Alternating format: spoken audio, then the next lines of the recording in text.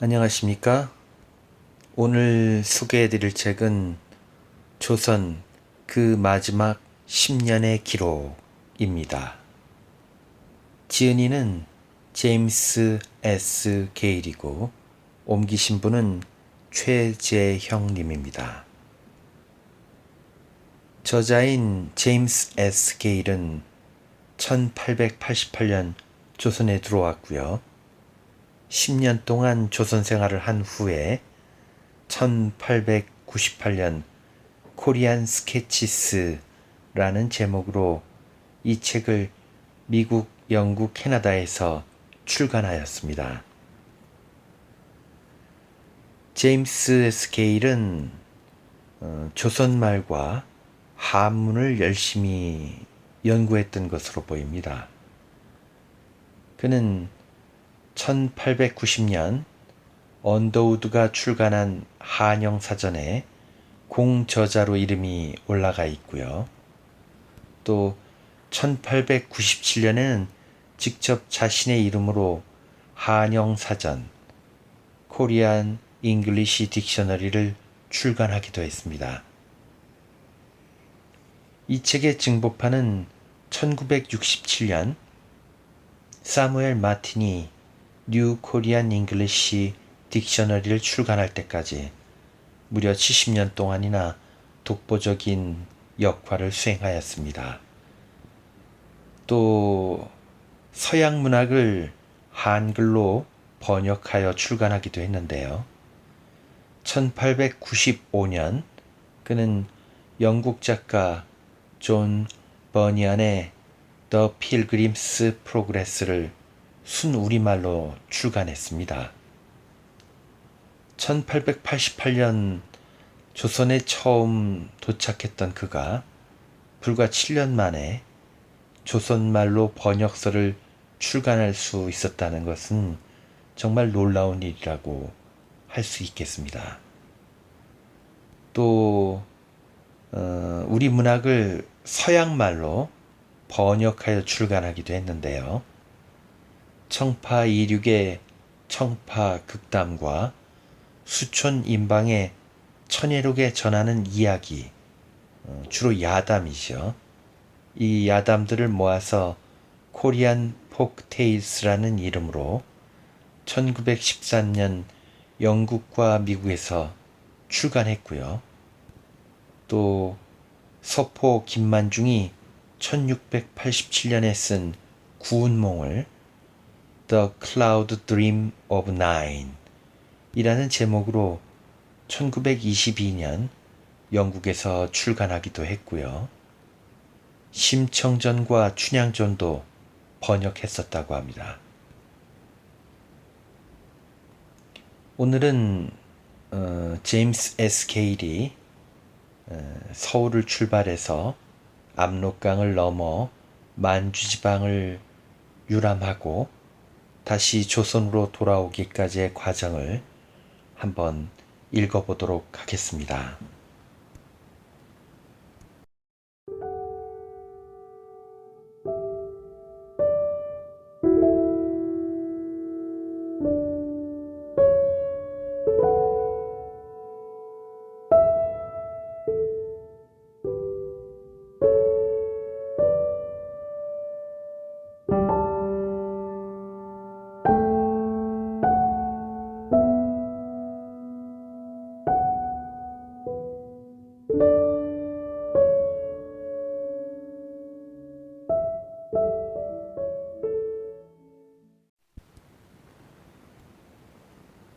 조선 그 마지막 10년의 기록.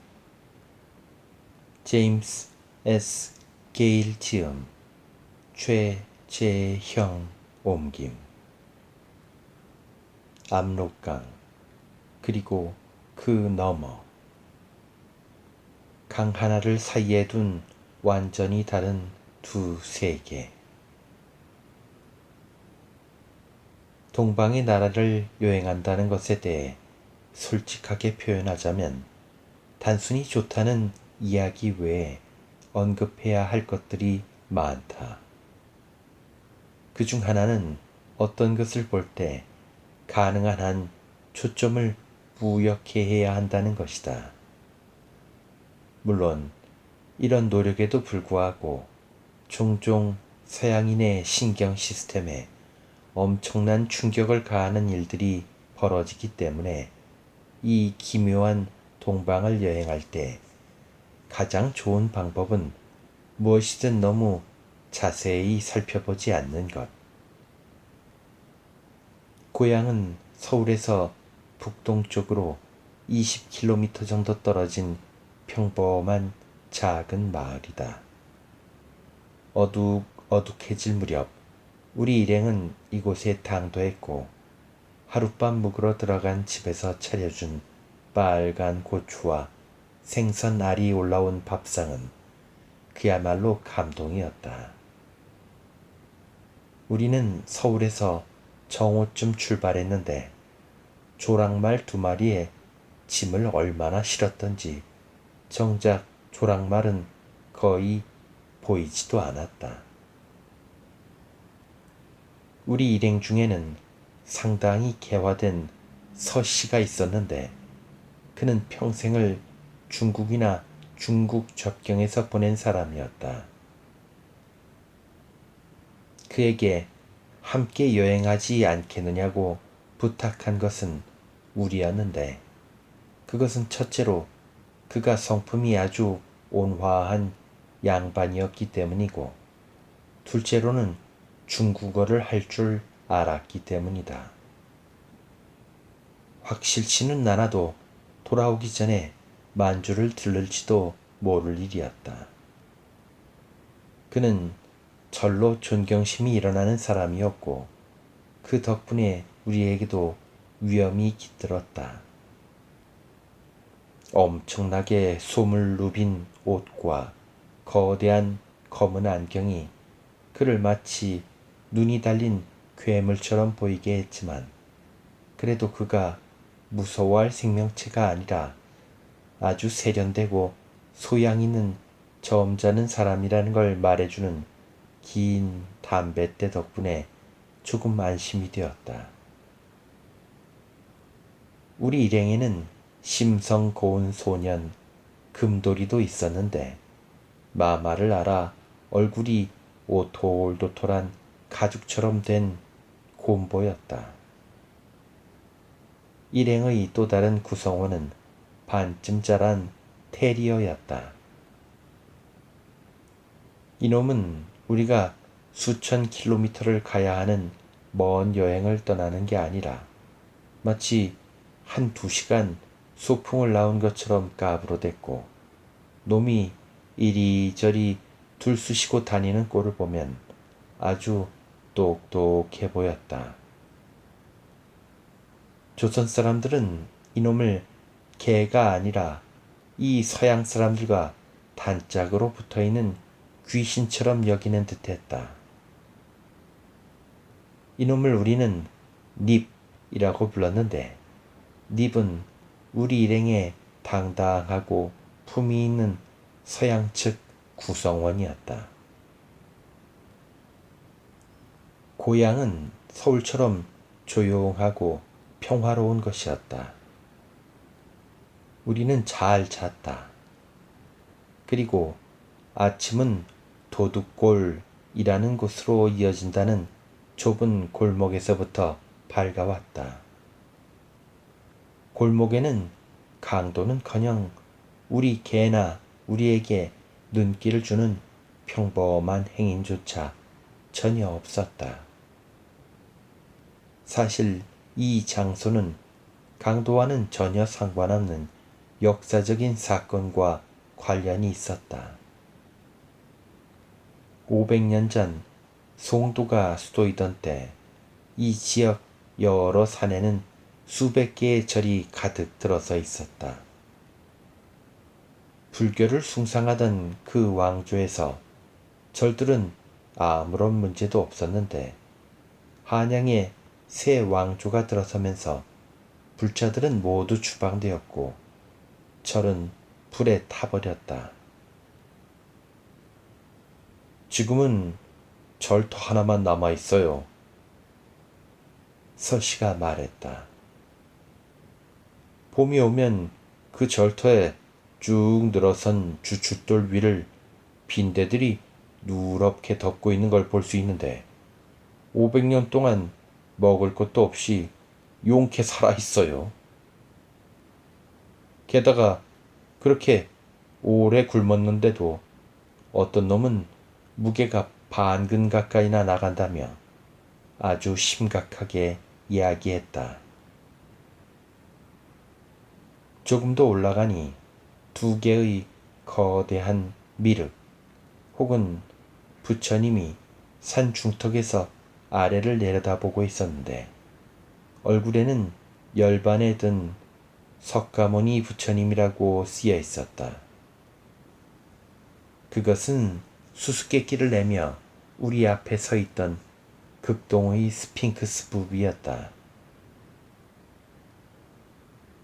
그 불상은 약 6, 700년 전 송도가 수도이던 시절 바위를 쪼아서 만들었다고 했다.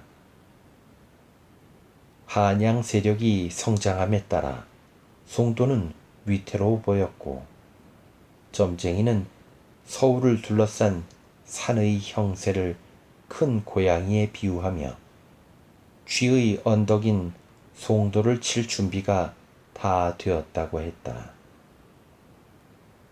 고려의 왕은 자신이 쥐와 같이 죽을 운명이 되지나 않을까 두려워하면서 서울을 바라보며 송도를 지켜주도록 사람들을 보내 이 미륵불을 새겼다고 한다. 2월 29일 오후 우리는 어느새 임진강이 내려다 보이는 언덕길로 접어들었다. 한참을 힘들게 걸은 뒤였다. 우리의 앞길을 막고 있던 문 앞에는 얼음이 부서져 질척거리고 있었고 저 멀리 물에 떠있는 배를 잡기 위해서 말, 사람, 짐 모두가 옆의 비탈로 미끄러지는 수밖에 없었다. 마부가 조랑말 2마리를 끌고 미끄러져 내려가는 모양이 아주 재미있었는데 말 1마리의 고삐를 단단히 쥐고 끌어당겨 비탈 끝에서 아래로 확 뛰어내리고는 바닥까지 미끄러지는 동안 절대 뒤를 돌아보지 않았다. 말도 미끄러지고 구르며 눈 깜짝할 사이에 바닥까지 내려왔고 당연히 엄청 놀란 것 같았다. 나머지 1마리도 마찬가지.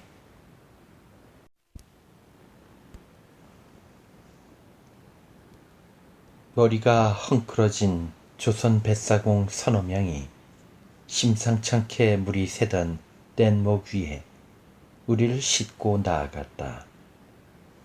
건너편에 당도하자 사공들이 우리를 등에 업어 내려주었는데 말이 업은 것이지 몸 대부분을 그냥 물속에 담가버린 상태였다. 난리를 피운 끝에 마침내 땅을 밟은 우리는 십리를 더 나아가 주막에 당도하였는데 문제는 구들에 불 넣은 바닥이 뜨뜻한 정도를 넘어 밤새 우리를 통구이로 만들어 버렸다는 것이다. 별것 아닌 것처럼 보일지 모르겠지만 이 통구이 과정을 우아하게 참는다는 건 추위에 지친 외국인이 상상할 수 있는 범위를 완전히 벗어난 것이었다. 임진강이 내려다 보이는 한 절벽 위에서 볼품없는 건물 하나를 발견했다. 조선 사람들이 자주 이야기하는 한 전설을 기리기 위한 것이었다. 약 400년 전에 율곡이란 선생이라는 예언자가 살았는데 이 선생은 이상하게 생긴 집을 여기에 만들었다고 한다. 선생이 계속 하는 일은 이 나무 집 안팎에다 기름칠을 하는 것이었는데 왜 그러냐고 물으면 잘 타라고 그런다고 했다. 선생은 여기에 흐르는 강 이름을 비유하면서 몇 년 후에 도래할 임진이라고 불릴 해의 어느 날 밤에 이 집을 반드시 태워야 한다. 그렇지 않으면 재앙이 온 나라를 뒤덮을 것이다. 라고 했다는 것이다.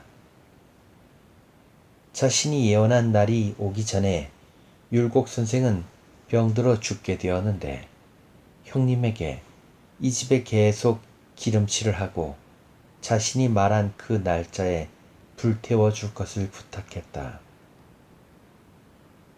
임진년인 1592년에 일본이 침략하여 서울로 밀고 올라오자 조선의 왕은 목숨을 구하려고 도망쳤다.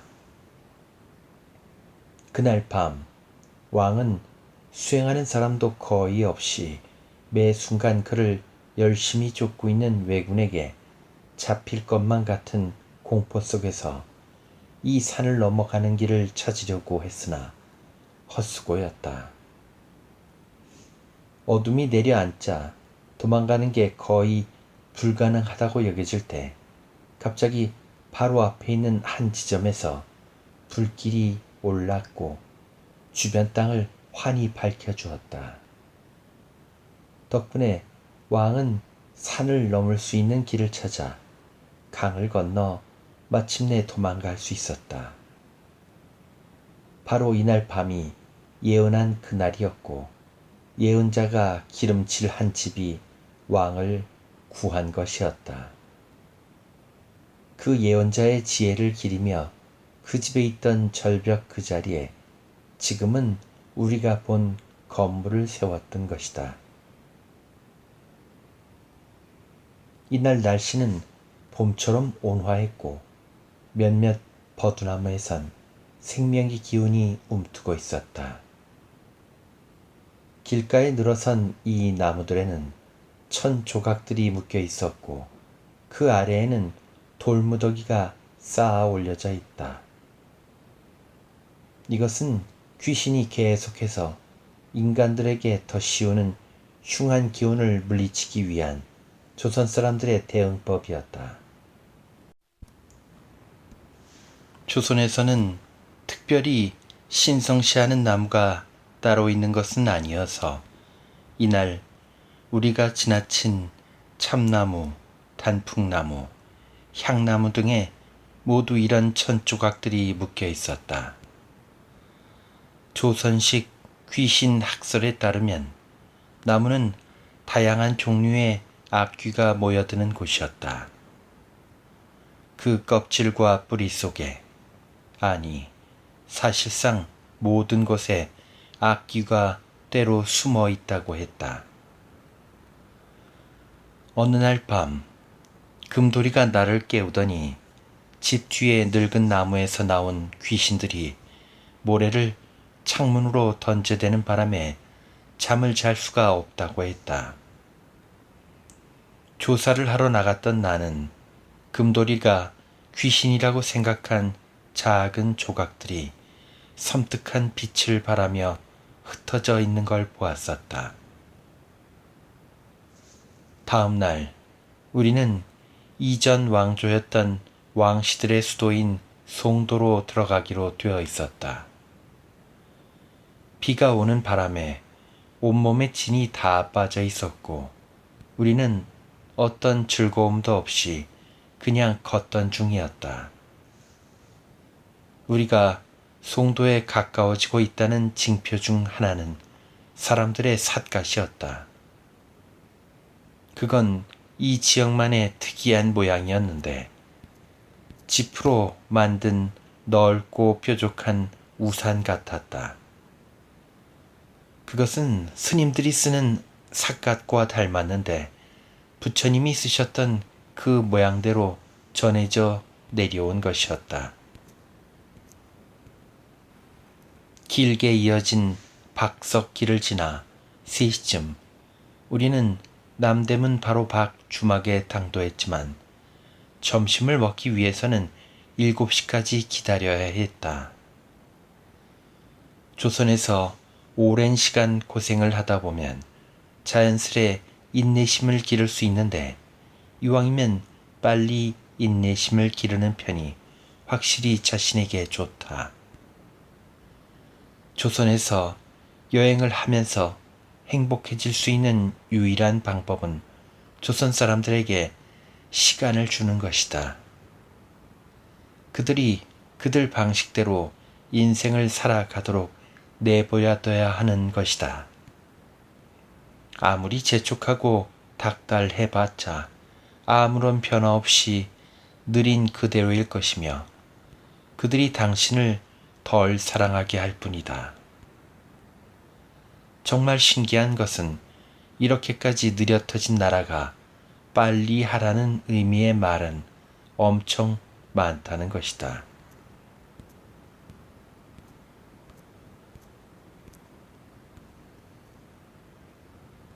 물론 조선 사람들도 이 말을 듣긴 하지만 그 효과는 25cm 두께의 철판에다 종이로 만든 공을 던지는 정도밖에 미치지 못했다.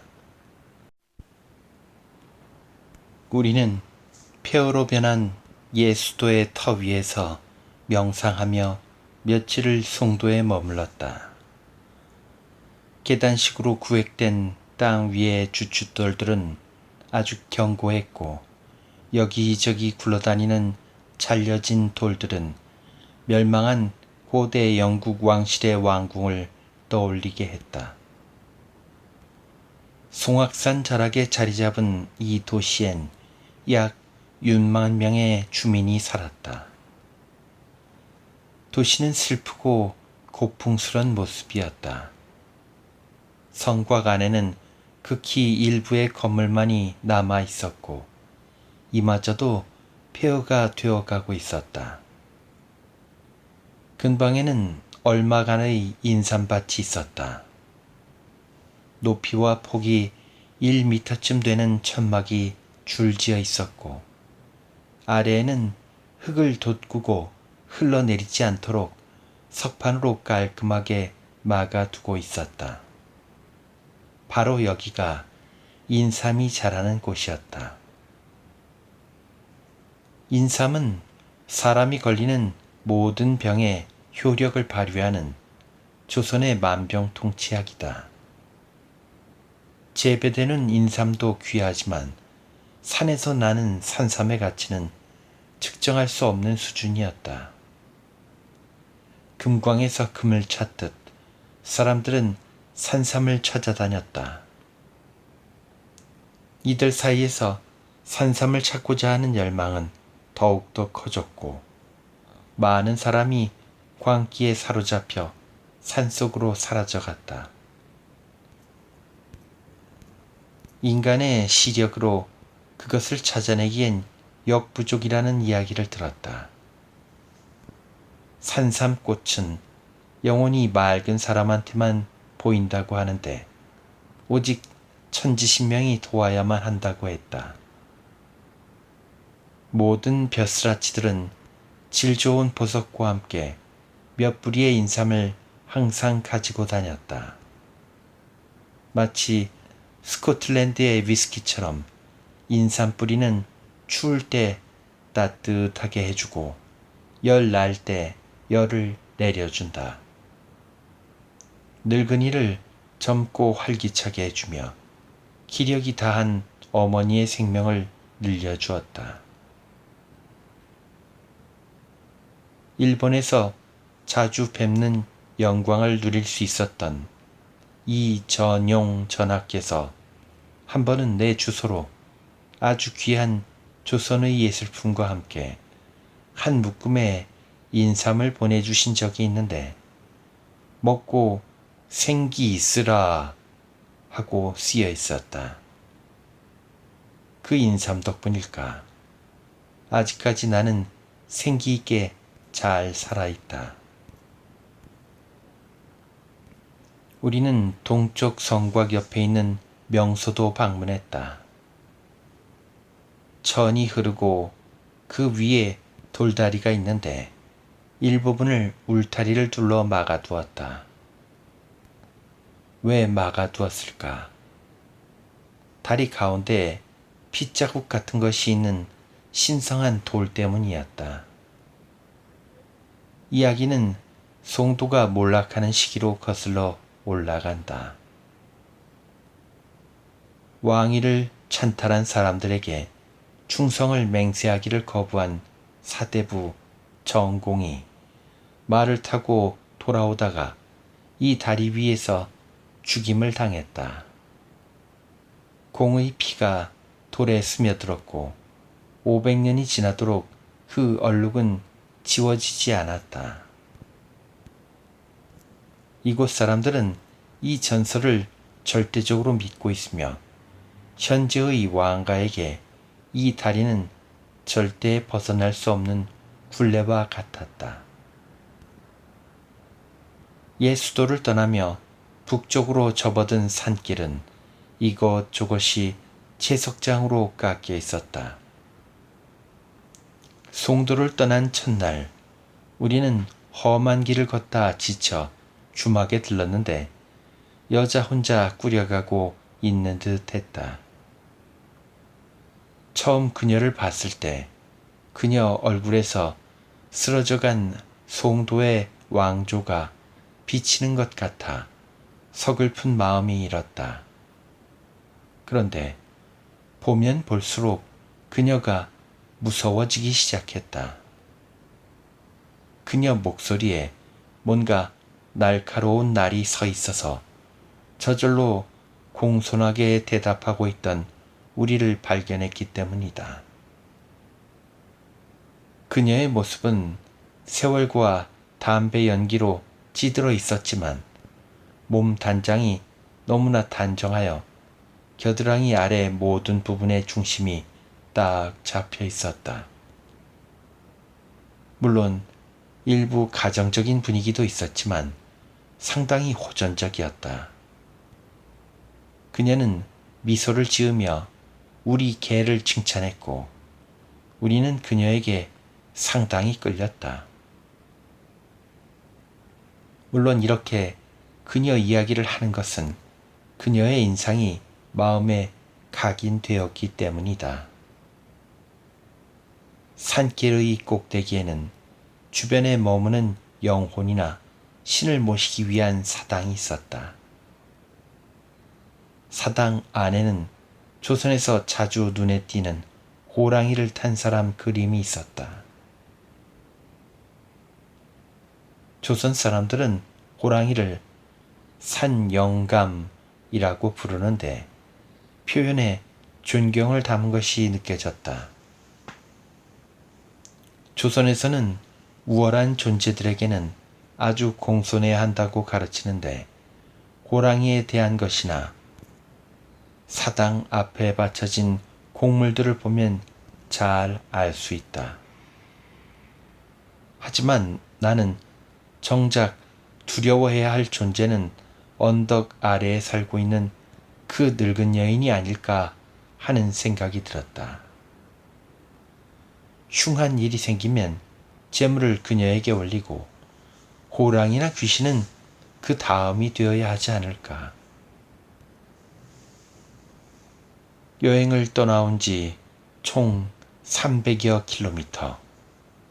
드디어 오랜 역사를 간직한 평양에 다다랐다. 도시는 남으로 흘러가는 대동강 오른편에 자리 잡고 있는데 강둑의 가지를 들이운 나무 밑을 지나며 바라본 풍경은 그야말로 한 폭의 그림이었다. 그렇게 강을 건너 아마 조선에서 가장 분주한 도시일 평양의 동대문으로 들어갔다. 상거래가 발달해서일 뿐 아니라 고대 역사를 품고 있었기에 이곳은 특별한 흥미를 불러일으켰는데 조선 사람들에게는 이곳의 모든 땅이 성지였다. 이것은 다윗 왕이 예루살렘을 다스리던 무렵 그제의 땅으로 기자는 조선의 시조이다. 조선 사람들은 평양을 배같이 생겼다고 생각한다. 평양의 도읍을 정한 사람은 성곽을 배 모양으로 쌓았고 아직도 그대로 도시는 물에 떠 있는 모양이다. 성곽 안에는 우물을 파는 것은 배에 구멍을 내어 평양이라는 배를 가라앉게 하는 것이라고 간주되었고 때문에 그 누구도 우물을 파지 않았다. 상황이 이렇다 보니 성곽의 가장 변두리까지도 강물을 떠다 나르는데 물을 치고 나르는 사람의 독특한 걸음걸이는 이곳 거리에서 볼 수 있는 신기한 풍경이다. 다른 곳과 마찬가지로 좁고 더러운 이곳의 골목골목엔 생필품 가게들이 들어차 사람들로 불쩍거렸다. 다른 지역보다 좀 더 호전적이고 독립적이라는 이곳 사람들은 실제로 보니 겉모습과 성격이 모두 굉장히 평범해 보였는데 오히려 남쪽 사람들보다 예의 바르고 덜 시끄러웠다. 북쪽의 언덕들 사이사이엔 불교 사찰들이 모여 있었는데 이곳에서 바라본 대동강 풍경은 그야말로 장관이었다. 아름다운 절과 그 절들이 위치한 기막힌 장소를 보니 한때 조선을 지배한 불교의 힘이 얼마나 대단했을까 가늠할 수 있었다. 산자락을 따라 남쪽을 바라보면 기자의 옛 궁궐이 자리하고 있는 우이송이 있는데 아직도 기자의 후손들이 그곳에 산다고 한다. 현재를 살고 있는 고대 사람들은 고결하긴 하지만 죽은 존재로 살아간다. 유대인들과 마찬가지로 그들은 아직까지도 자신들이 선택받은 사람들이라고 생각하기 때문에 이들이나 불자들은 스스로를 도시로부터 또 세상으로부터 격리시키며 수세기 동안 거대한 성곽 바깥에서 살아왔다. 물론 그들은 자신들끼리 행복하게 어울리며 살아왔다고 생각할지도 모르겠다. 하지만 보통 우리가 친구라고 할 때 떠올리는 것이 늙은 스님이나 군인은 아니지 않은가. 이 여행을 처음 시작할 무렵부터 평양은 전쟁 중이었는데 당시부터 호기심에 너무 와보고 싶던 장소였다. 청나라는 아무것도 모르기 때문에 가질 수 있었던 무지에서 오는 자신감을 내보이며 평양으로 진군에 들어온 후 의미 없이 시간을 지체하면서 자신들의 힘과 시간을 허비했다. 반면 왜군은 평양의 모든 진출입로를 장악했고 각 요충지에 병력이 증원되자 이미 승리는 보장된 것이었다. 늑대가 양을 덮치듯 그렇게 왜군은 청군을 공격했는데 5만 명의 청나라 병력은 청나라로 도망치는 가장 확실한 지름길인 북대문으로 미친 듯이 쫓겨갔고 그 절망과 혼돈 속에서 서로가 서로를 짓밟았다. 하지만 열쇠를 가지고 있어야 했을 사람은 열쇠를 잃어버렸고 그곳에 더 이상 출구는 없었다. 다시 짐승떼가 달아나듯 그렇게 우르르 남대문으로 몰려가는 동안 그들은 온 사방에서 살육을 당했다. 그건 전투라고 부를 수도 없는 근세 전쟁에서 볼 수 있는 작전 수준에 훨씬 미달한, 도망치는 법도 제대로 모르는 무지한 생명체에 대한 무자비한 학살이었다. 동물 학대를 근절하기 위한 사회운동을 하는 사람들은 반드시 그 영역을 극동 지방까지 확대하고 군인이든 민간인이든 공격 능력을 상실한 중국인들을 쏴 죽이는 행위를 금지시켜야 할 것이다.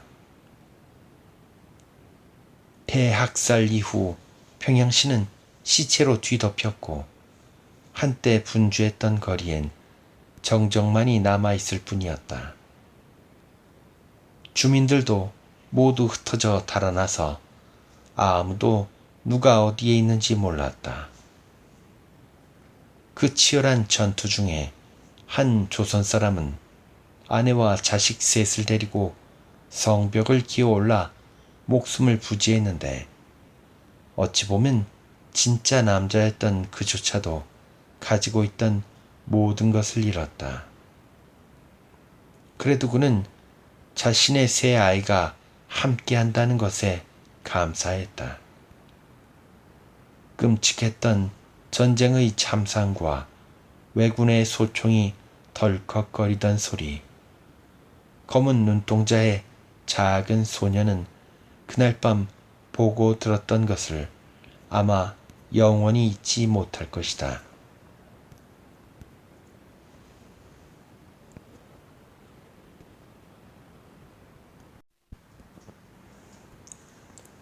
흥미로운 이야기를 많이 들었는데 동방에서 전쟁을 어떤 식으로 바라보는지를 알 수 있는 것들이었다. 예를 들면 청의 기마병은 부채와 향수병으로 무장하고 말을 탔고 소총은 하인들이 들고 뒤따랐다. 후에 심양의 병동으로 후송되어 온 대부분의 청군 병사들은 등을 다쳤는데 천자의 군사들이 어떻게 다들 뒷부분만 다쳤을까요? 하나같이 적군한테서 도망치다가 그런 것처럼 말이에요. 라고 묻는 외국인에게 중국인이 다음과 같이 대답했다고 한다. 우린 군법에 따라 제대로 진격했어요. 그리고 우리는 중국 위인에 대해 전혀 모르거나 미개한 오랑캐가 아닌 이상은 누구든 견디지 못하고 도망칠 수밖에 없는 무시무시한 얼굴을 가진 전쟁의 신 제갈량 가면을 쓰고 총을 쏘며 돌격했어요. 왜군이 당연히 도망칠 거라고 생각하면서요. 그런데 꿈쩍도 않는 거예요. 이걸 보고 우리 장군님은 승리를 외쳤죠. 적군이 우리 기세에 완전히 겁먹고 얼어버렸으니까요. 그런데 갑자기 우리한테 총이 올라오는 거예요. 일제히. 마치 한 몸처럼요. 아, 살다 이렇게 비겁한 전쟁은 처음이에요. 우리가 왜 등을 다친 건지는 정말 모르겠어요. 평양에 머물렀던 며칠 동안 셀 수 없이 많은 구경꾼들이 우리를 따라다녔는데 우리 모습이 특이해 보였는지 걸어가는 내내 웃음을 터뜨렸다. 눈이 와서 길은 질척하고 불편했지만 이런 상황 속에서도 우리는 중국인들이 쳐놓은 덫들을 헤치며 목적지인 북대문까지 무사히 걸어갈 수 있었다. 며칠을 더 평야를 걸어 안주와 박천을 지났다. 건조한 오르막이 시작되었는데 왼편으로 드문드문 펼쳐진 황해를 볼 수 있었다. 우리는 가산이란 동네에서 하루 즐겁게 머물렀고 떠날 시간이 되자 몇몇 마을 사람들이 동구바까지 안전하게 배웅해 주었다. 그러고는 우리 뒤에서 돌을 던졌는데 운 좋게도 예전에 황해도에서 하듯이 정확하게 던진 것은 아니어서 아직까지 살아 이렇게 글을 쓰고 있다. 얼마 뒤 우리는 말하는 무덤이라는 굉장히 독특한 이름을 가진 흥미로운 봉분을 지났다. 이야기는 이렇다. 100년쯤 전 예기치 않게 길이 지체된 나그네 하나가 이 무덤에 당도했는데 그 무렵 날은 이미 저물어버리고 말았다. 나그네는 무덤 앞으로 나 있던 우리가 지나온 돌투성이 오솔길을 보았는데 더 갔다가는 왠지 호랑이가 나올 것 같았단다. 그렇게 무덤 옆 나무 사이로 햇살이 비칠 때까지 이곳에서 묵기로 하고 잠을 자는데 자정쯤 골짜기에서 목소리가 들려오는 것 아닌가. 이봐, 내일이 자네 제삿날 아닌가? 이게 대체 무슨 일이지? 하고 나그네가 생각하기도 전에 바로 옆 무덤에서 대답이 들려왔다. 맞아, 내 제삿날이야. 그럼 집에 차려놓은 제삿밥 먹으러 가야지. 안 갈 거야? 골짜기 쪽에서 말소리가 들려오자 가야지. 그런데 손님이 여기서 주무시고 계셔서 갈 수가 없네. 하고 무덤이 대답했다. 아하, 알겠네. 갔다 오게. 자네 올 때까지 내가 잘 모시고 있을 테니. 골짜기가 이렇게 말하자 무덤 귀신이 고맙네 라고 대답했고 다시 정적이 흘렀다. 귀신은 갔다가 금세 돌아왔는지 무서운 소리로 외쳤다. 나 벌써 왔네. 아니, 어떻게 이렇게 빨리 와? 잠시 무덤의 주인장 노릇을 하던 귀신이 묻자 이보게, 아니 이런 망측한 경우를 봤나? 하는 짧은 대답이 뒤따랐고 잠시 숨을 고른 후 무덤 귀신이 말을 이었다. 집에 가서 음식을 봤지. 그런데 제사밥 중간에 글쎄 뱀이 또아리를 틀고 있더라 이 말일세. 나한테 뱀을 올리다니. 내 도깨비 한 무더기를 막내 손자놈에게 보냈네. 벼르장 머리 똑똑히 가르쳐야지. 두 귀신은 함께 괘씸해하며 울부짖더니 이내 모든 것이 조용해졌다. 아침이 밝자마자 나그네는 근처 마을로 서둘러 달려가서 저 언덕 무덤에 묻혀있는 사람이 누구이며 어디에 살았는지를 물었다. 안내받은 집에 당도해서 알아보니 그날이 확실히 그 노인의 제삿날이라고 했다. 나그네는 숨이 턱 막혀서는 간밤에 아무 일 없었는지 물었고 불사 아니었다. 그날 밤 어린아이가 물에 빠져 죽었다는 것이다. 나그네는 간밤에 골짜기에서 자신이 들은 것을 설명했고 그 사달의 원인이 무엇인지를 알려줬다.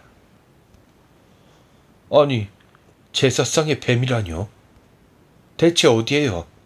대체 어디에?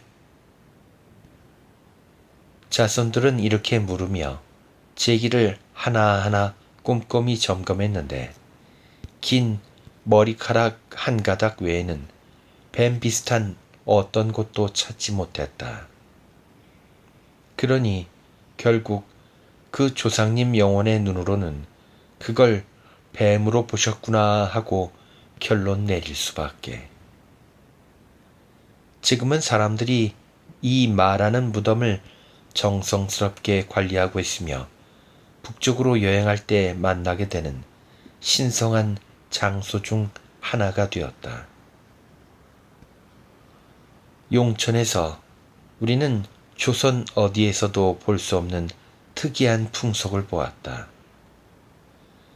우리가 들렀던 주막은 말로는 도저히 표현할 수 없을 정도로 더러웠는데 그나마 가장 깨끗한 자리에 앉으니 천장 대들보에 단검이 꽂혀 있는 게 보였다.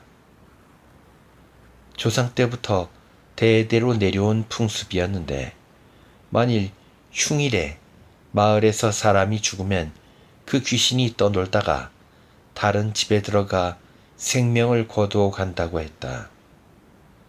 그런데 귀신이 들어가다가 대들보에 단검이 꽂혀 있는 걸 보면 무서워서 도망가기 때문에 식구들을 살릴 수 있다는 것이었다.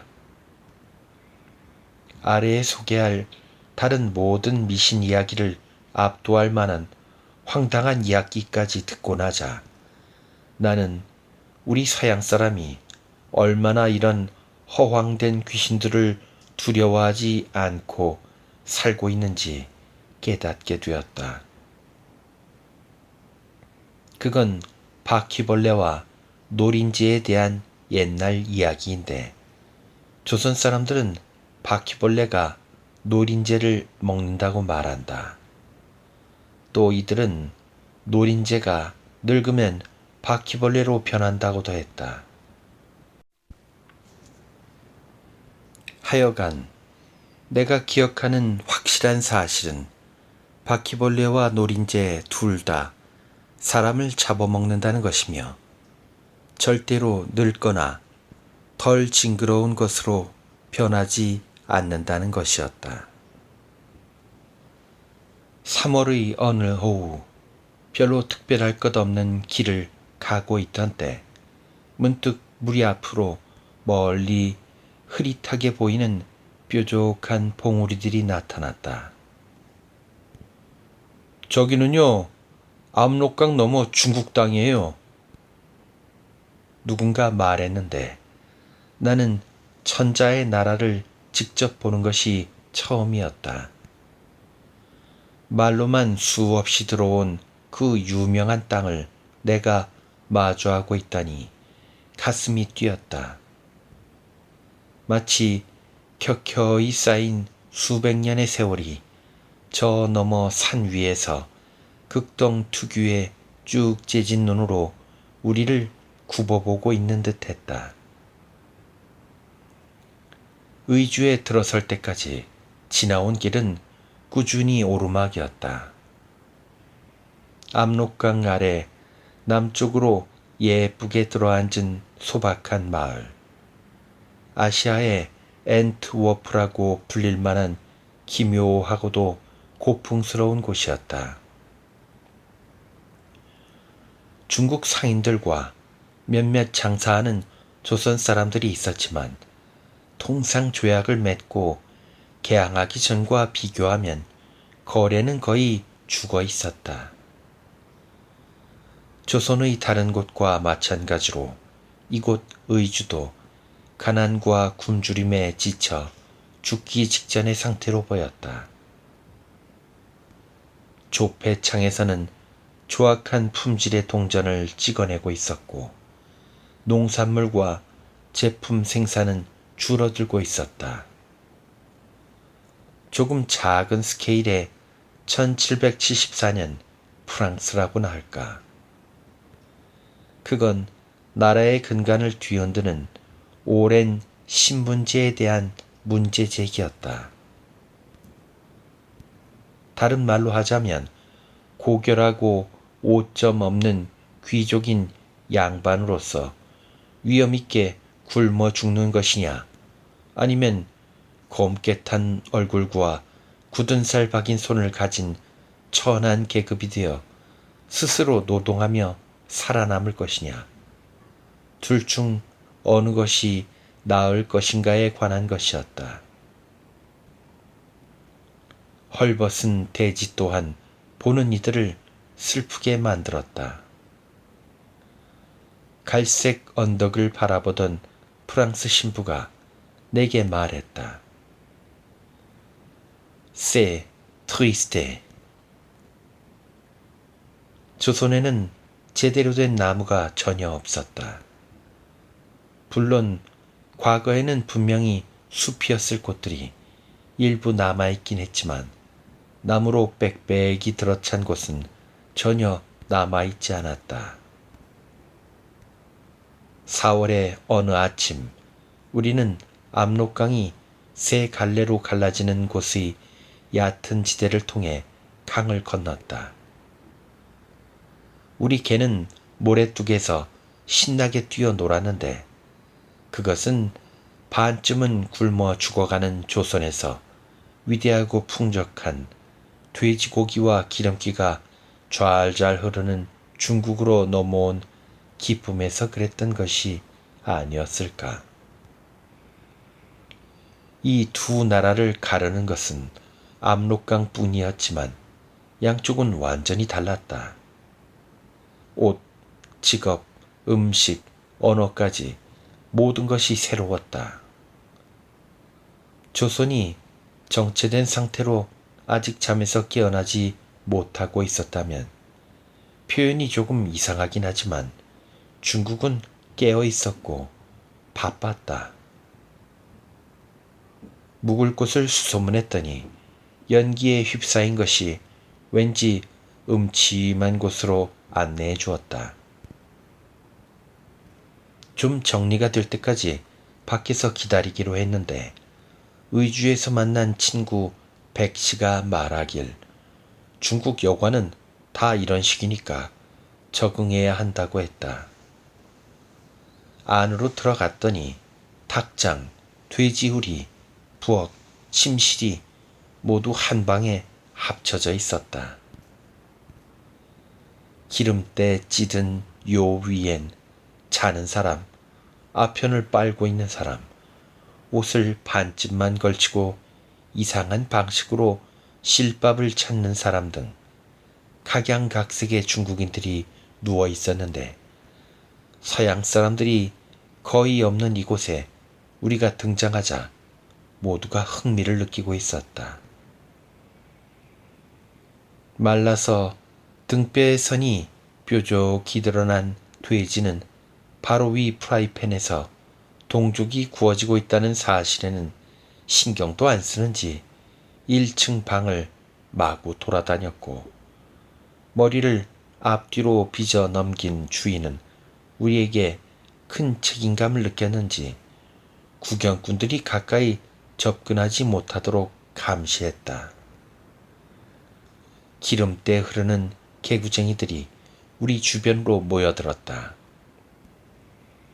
한 조그마한 녀석이 나를 잠시 동안 지켜보더니 양귀저! 라고 소리치며 도망갔고 주인은 무섭게 위협하며 아이를 쫓아갔다. 우리는 귀자라는 이 말이 궁금해서 사전을 찾아봤는데 거기엔 귀신의 아들 혹은 외국 귀신이라고 쓰여 있었다. 주인이 가져다준 저녁은 꽌 돼지고기와 국수 그리고 달걀 부침이었다. 우리는 돼지고기를 한번 보고 바로 옆에서 꿀꿀거리는 돼지들도 한번 봤다. 삶과 죽음의 간극이란 우리가 생각하는 것 이상으로 가까운 것이 아닐는지 한 접시당 12개 정도는 푼 것 같은 달걀 부침은 워낙 과하게 휘저어져 있던 나머지 일행 중 한 명은 먹지도 않고 보는 것만으로 충분하다고 선언할 정도였다. 또 국수 접시는 너무나 빨리 지나가 버린 나머지 진짜로 맛을 볼 시간조차 전혀 없었다. 우리는 모두 깨작깨작 음식을 먹는 데 그쳤지만 우리 개만은 예외였는데 기름기 좔좔 흐르는 이 식사에 완전히 만족하고 있었다.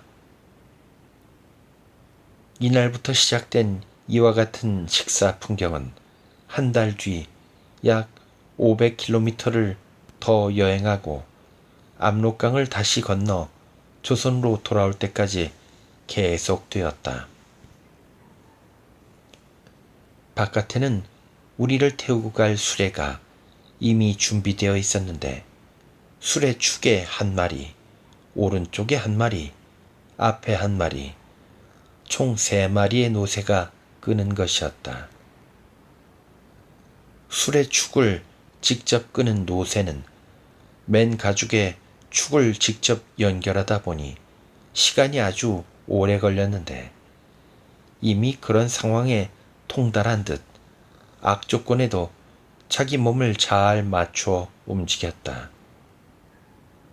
이 수레는 아주 튼튼하게 만들어져 있었는데 나중에 알게 된 것이지만 어떤 돌 구덩이라도 아무 문제 없이 잘 타고 넘어갈 수 있었다. 금돌이는 우리를 좀 더 편안하게 해줄 겸 여행길에 힘도 복돋아줄 겸해서 중국 빵뭉치로 쿠션을 만들어 조심스럽게 받쳐주었다. 관아에서 통행증을 요청하기에 보냈더니 말탄 장교 하나와 6명의 군인이 길을 안내하러 나왔는데 비록 전투병은 아니었지만 그림같이 멋지게 우리를 호위해 주었다. 그들은 자신들의 경호 덕분에 우리가 그 어떤 만주 산적으로부터도 안전할 것이라 장담했다. 장교는 자신의 이름을 알려주었고 이슬람교를 믿는다고 했다. 조금 더 이야기를 나눈 후 나는 만주의 무슬림들이 코란에 대해 거의 혹은 전혀 알지 못한다는 것을 알게 되었는데 요지는 돼지고기를 안 먹는다는 것이었다. 그런 식이라면 내가 만주에 살았으면 나도 무슬림이었다. 첫날 오후 우리는 이미 조선과 중국은 엄청나게 다르다는 것을 알게 되었다. 수레를 끌던 짐을 지고 가던 아니면 땅을 일구던 간에 사람들은 모두 바빴다. 한마디로 놀고 있는 한량은 그 어디에도 없었고 심지어 국경을 건너온 조선 사람마저도 일터에서 다른 사람들처럼 일하는 것이 뭔가 새 삶을 살고 있는 것 같았다. 머리를 빗지 않은 한 조선 사람이 말하기를 자기는 일 많이 하는 것은 아무래도 괜찮지만 어떤 인간도 먹을 수 없는 수준으로 음식이 너무 더러운 것이 고역이라고 했다. 다음날 정오, 우리는 원홍산 마을로 들어갔다.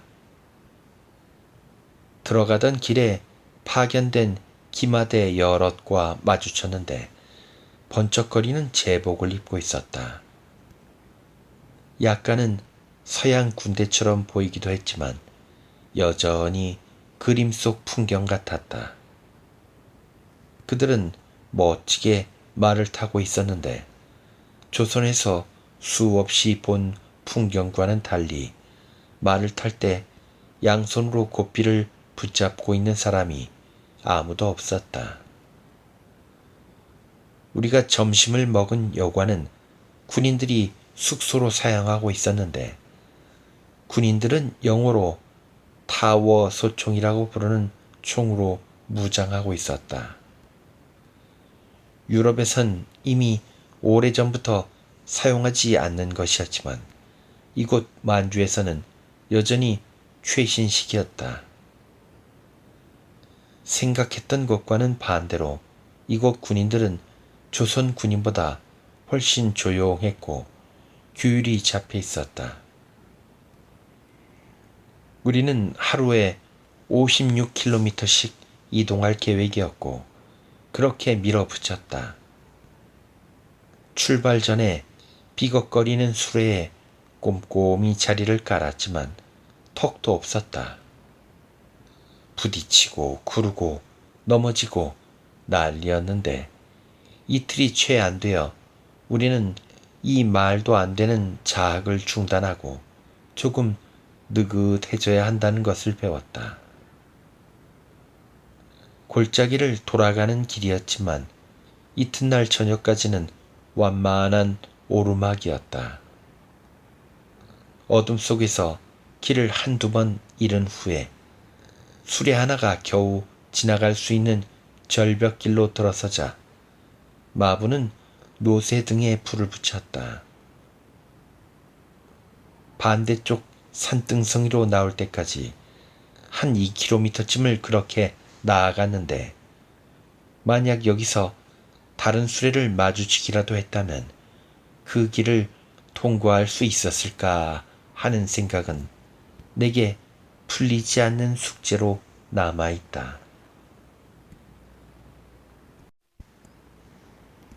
다행히 아무것도 우리를 막지 않았고 마침내 우리는 정상에 도착해서 잠시 쉬었다.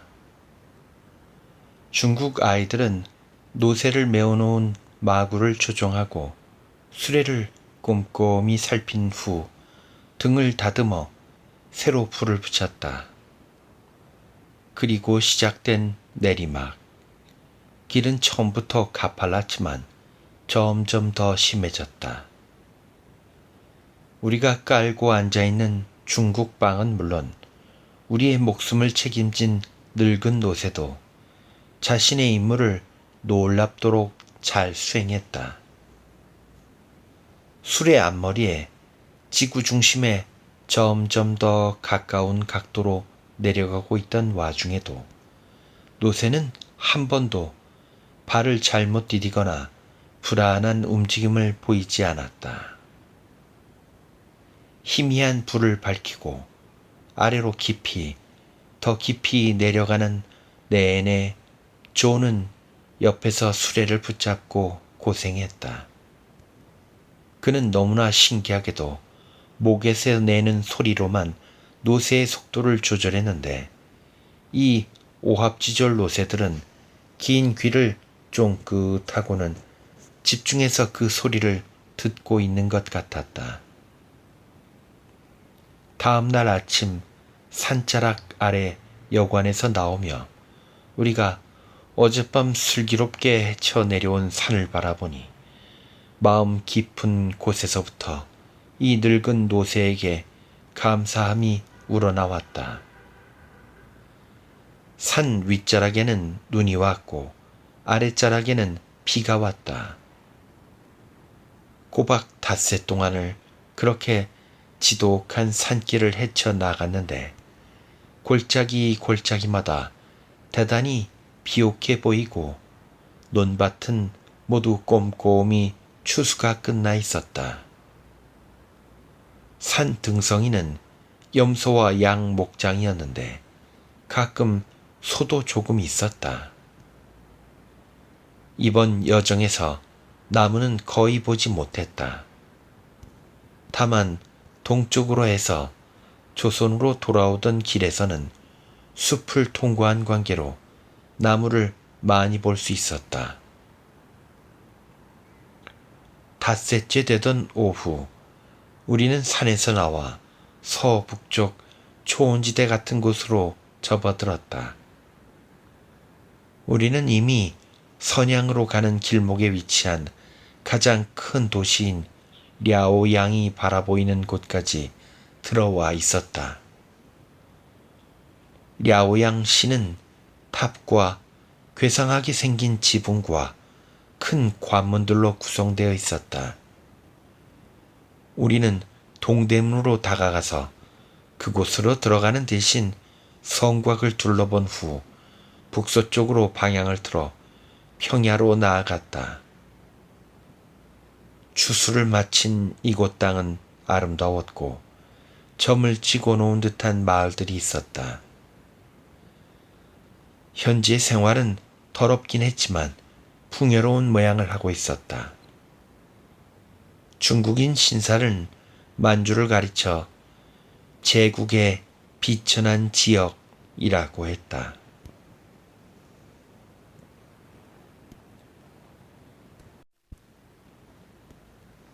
이곳에서 가장 안 좋았던 것은 도로였다.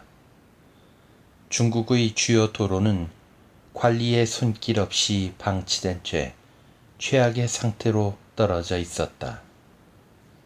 평야지대로 나오기 전 우리는 멍청하게도 이 산을 넘어 평원으로 들어서기만 하면 길이 평탄해서 휴식도 취할 수 있을 것이라고 생각했었다. 하지만 마지막 56km는 그야말로 최악이었다. 중국 수레 또한 최악이었는데 이건 인간이 탈 수 있는 것 중 가장 원시적인 것이었다.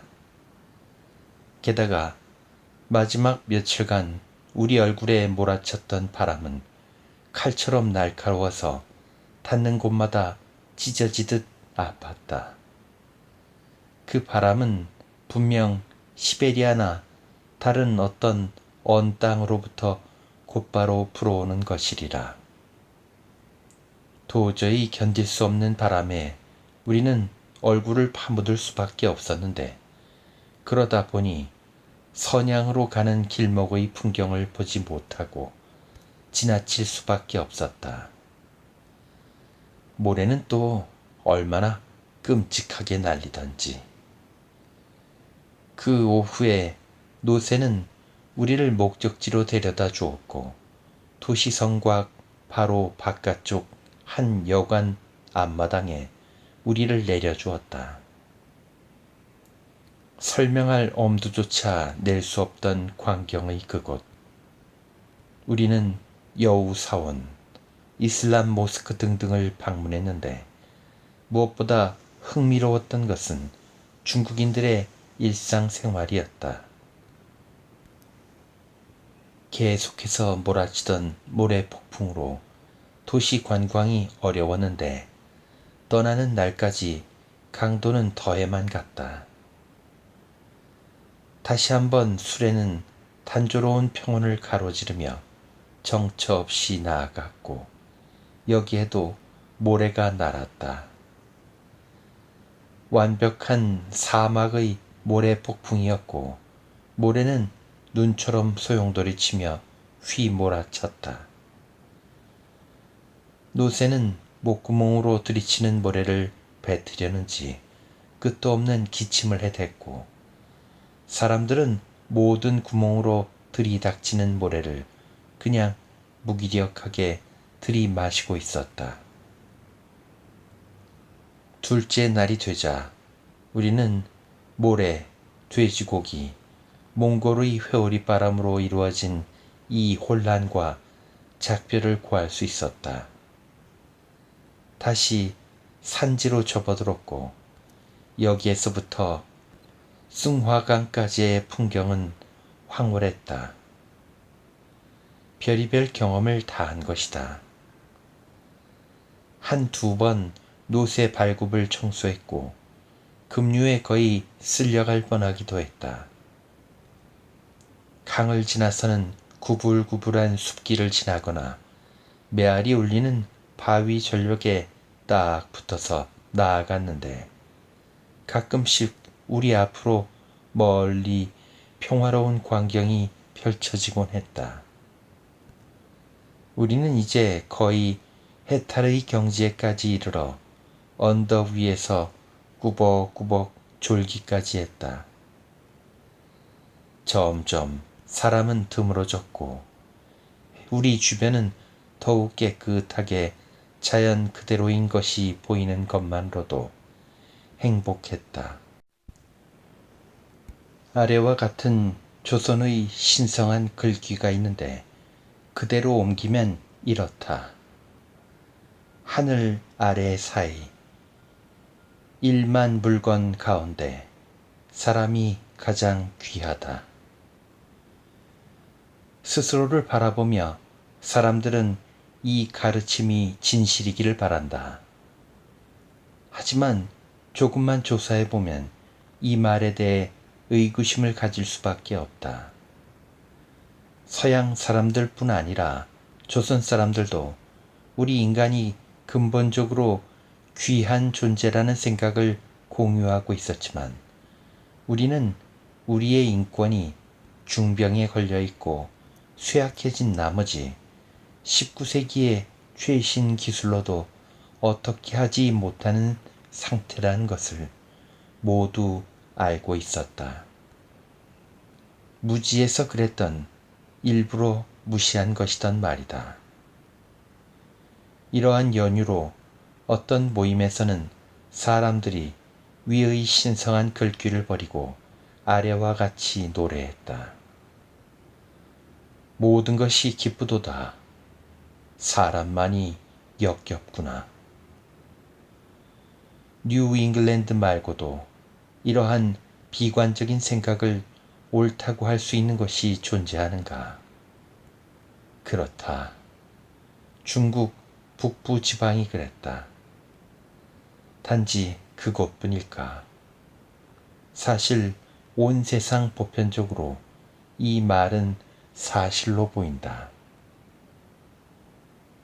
우리는 사람으로부터 일부러 오랜 시간 도망쳐 있을 계획은 아니었고 어느 오후 퉁화성을 내려다볼 수 있는 언덕에 당도했다. 압록강으로부터 약 100km 떨어진 곳이었다. 퉁화성은 산으로 둘러싸여 있었기 때문에 사람들이 많이 사는 다른 지역들로부터 완전히 격리되어 있는 것처럼 보였다. 우리는 며칠 동안 퉁화성에 머물며 수레를 타고 오느라 생긴 통증과 고통을 좀 날려버리고자 했다.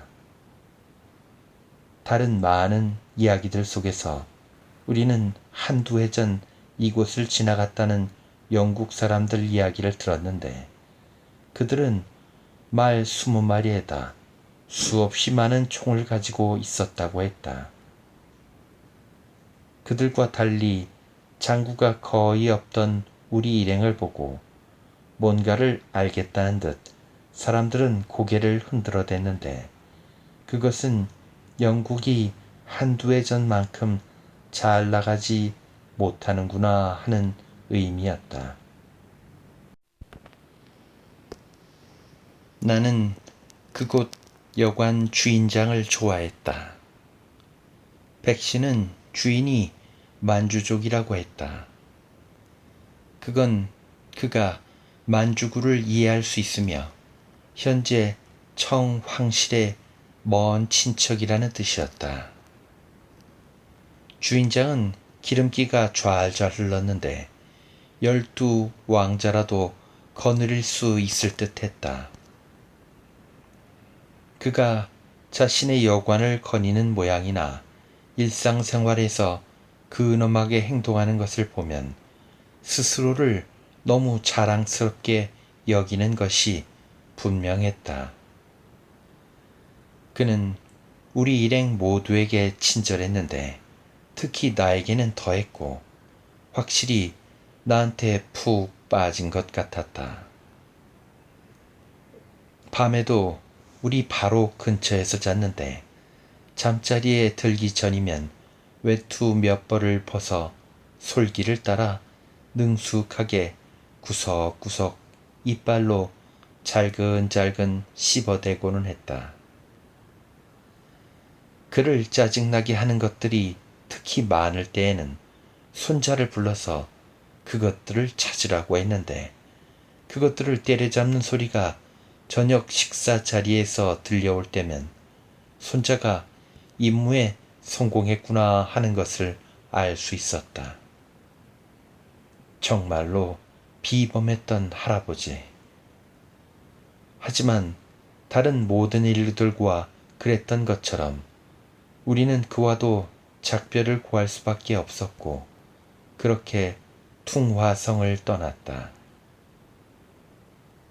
나는 아직도 그곳을 떠나던 아침을 기억한다. 2호차가 앞서 출발했는데 사고가 일어나 수레가 뒤집혔다. 서씨는 마치 대포에서 탄환이 발사되는 것처럼 수레에서 탈출했고 그의 가시나 몸을 살펴보니 다친 곳은 없어 보였다.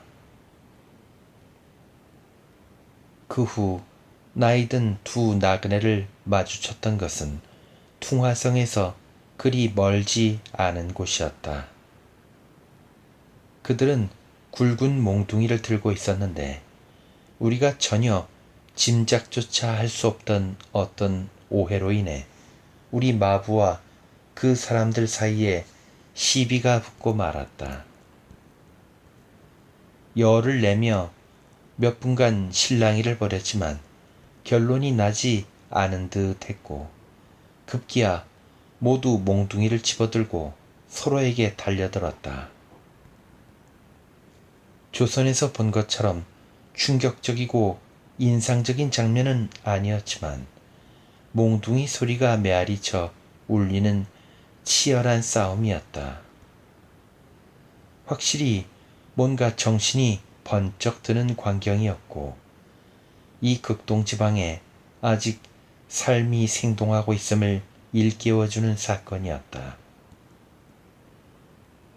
우리는 수레의 지정석에서 싸움을 지켜보고 있었는데 노새를 어떻게 다루는지 아직 배우지도 못했는데 우리가 직접 노새를 부리게 되는 것 아닌가 하는 생각과 함께 이 구릿빛 나그네들이 우리 마부를 죽이는 것은 아닌지 걱정이 되었다.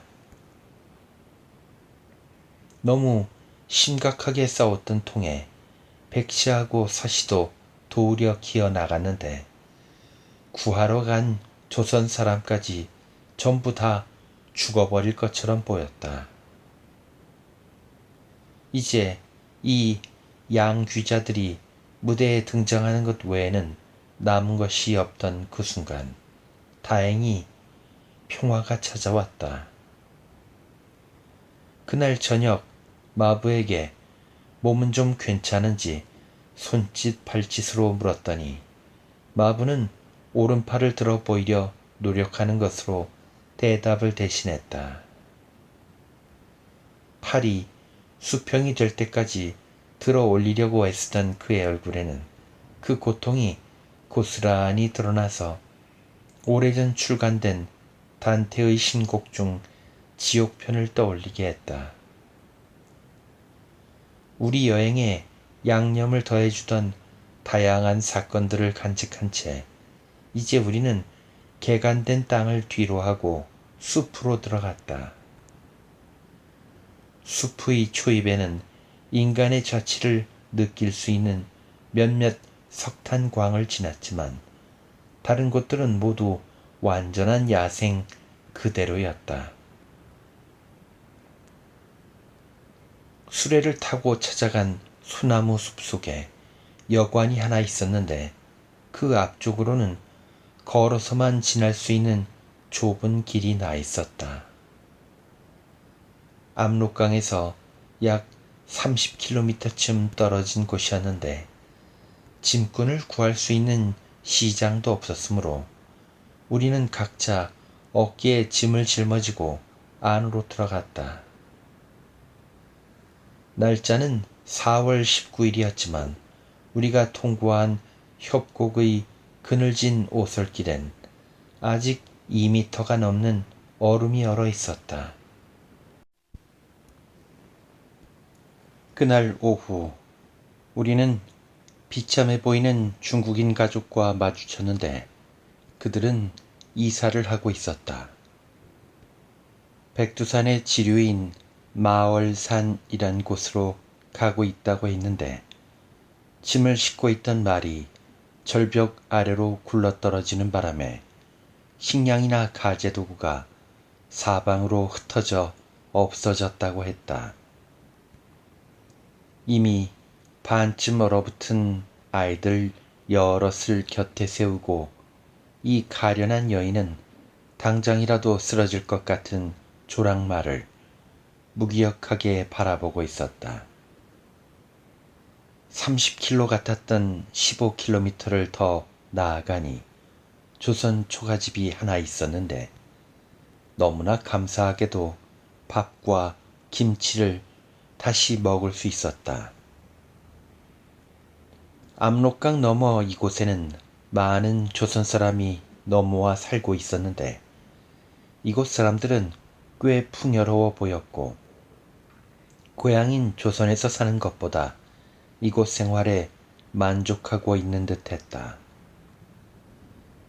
이 일대 땅은 과거에는 중립지대였으나 현재는 중국이 지배하고 있었다.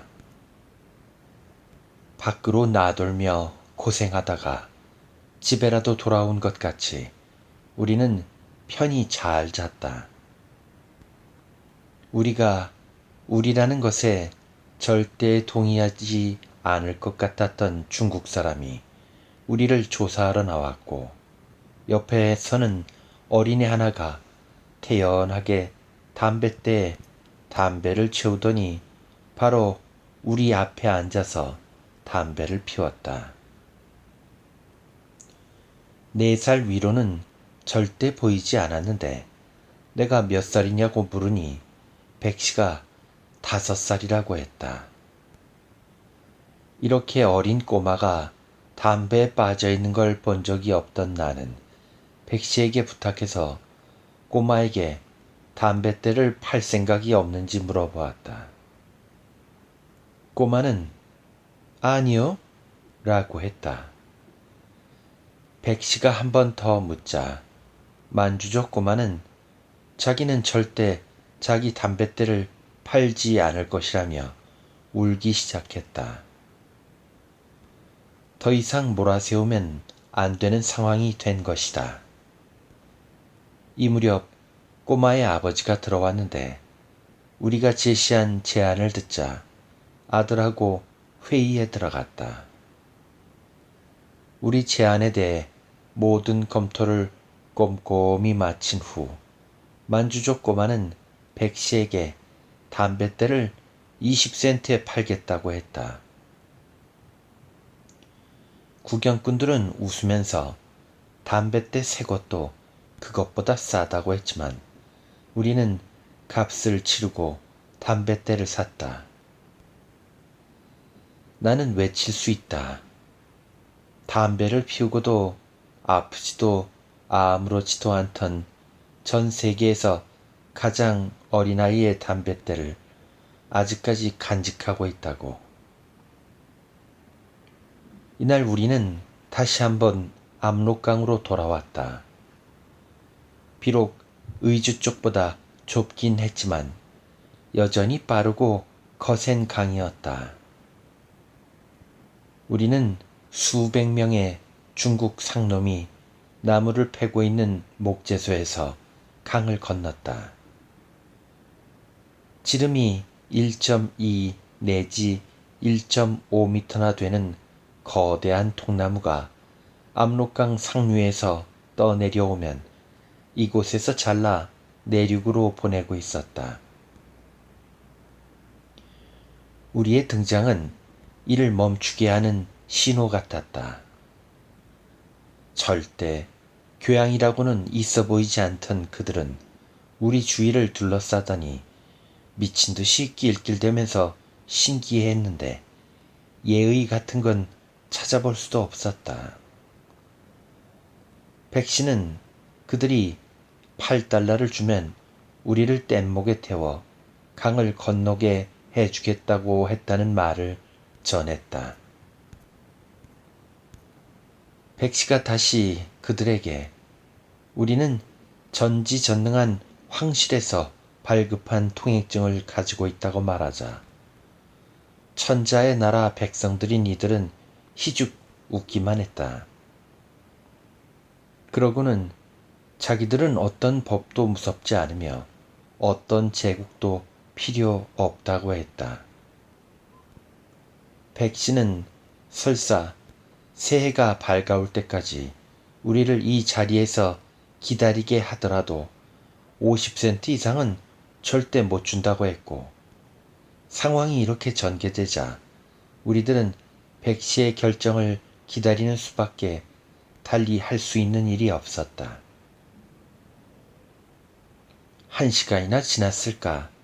신기하게도 한 푼도 내지 않고 강을 건널 수 있게 됐다는 완벽한 승리를 안고 백씨가 돌아왔다. 백씨는 우리가 쓰고 남은 중국 돈 몇 푼을 그들에게 챙겨준 것이었다. 지켜보자니 중국 목재소 사람들을 다룬다는 것은 마치 업권 문제를 무마한다거나 정치권을 잘 이끄는 것과 같이 아주 좋은 감각과 수완을 갖추지 않으면 안 되겠구나 하는 생각이 들었다. 백씨는 15년 전 중국에서 고향 땅 조선으로 돌아왔을 때부터 사람들에게 예수님의 부활과 영원한 심판에 대해 알리고 있었는데, 옥에 갇히고 고초를 당하면서도 그를 움직이게 했던 것은 더 이상은 죄를 짓지 않겠다는 일념이었다. 그렇게 고초를 당할 때마다 백씨가 심한 북쪽 사투리로 한 유일한 대답은 아래와 같았다. 너희들이 나를 나무 막대기로 얼마든지 칠 수는 있어도 내가 말하는 것을 막지는 못할 게다. 만수무강하세요, 백씨. 그날 오후 우리는 산마루에 앉아 목재소에, 우리를 둘러싼 산들에게, 그리고 굽이쳐 흐르는 압록강에 마지막 작별 인사를 했다.